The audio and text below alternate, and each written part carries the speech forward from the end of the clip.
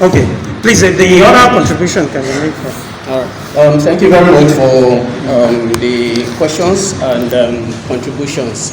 It shows that the hospital community has listened very carefully to our presentation, and they flowed with the presentation.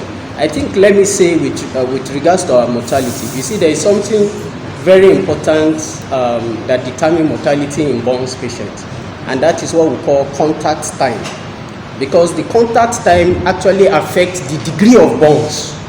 So, and from this our environment, like he has said, a lot of awareness needs to go into burns prevention, so that we reduce contact time as much as possible, so that the degree of burns can also, by extension, be reduced.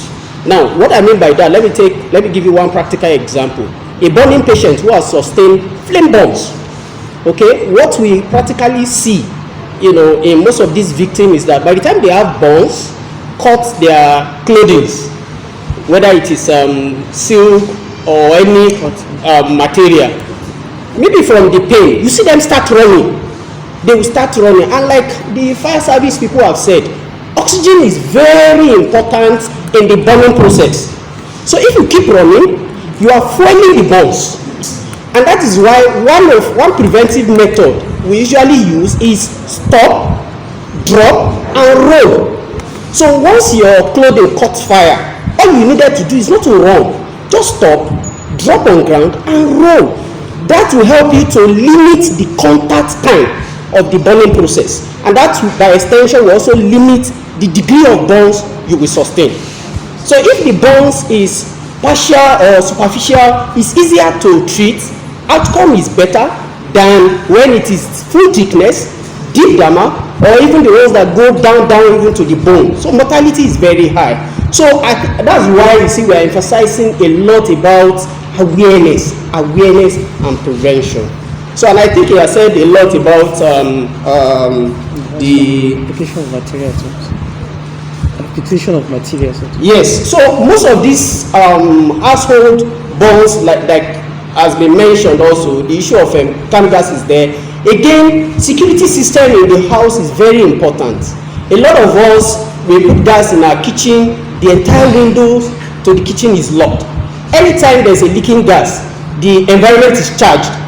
You come in the morning, you want to do something, it ignites fire. Sometimes not only, you don't necessarily have to light a fire before something catches fire. The environment is charged. Any spark somewhere can trigger a burning process. So I think the awareness should be such that we should be aware of some of these risk factors to fire outbreak. You don't need to lock the windows of your kitchen at night. You can keep them open. If there is a leak, there can be an escape route. The environment will not be charged.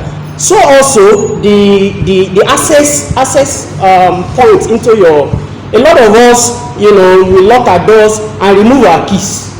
When there's a burning process, you'll not be looking for where you kept your key. You understand? So you are locked inside.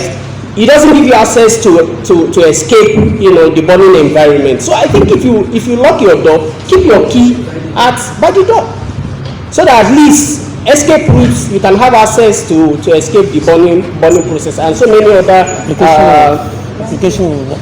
Yes, and then some household practices we do. Things like applying raw egg, sometimes cow dung, and all of that. All you needed, please, is if the material you are wearing, for instance, if it's made of silk, or is made of cotton. Now the depth of burn differs. A silk will be permanent on the person's body, and the burning process is still there. Unlike a cotton, it burns and then the ashes, will fall off the body. So we need to understand this vis-a-vis the material you are putting on, and then what you needed to do at that point in time. Also, the heat is still there. You need to cool the patient so that you halt the burning process. And how you do that? Get a running water. That's all you need in the house.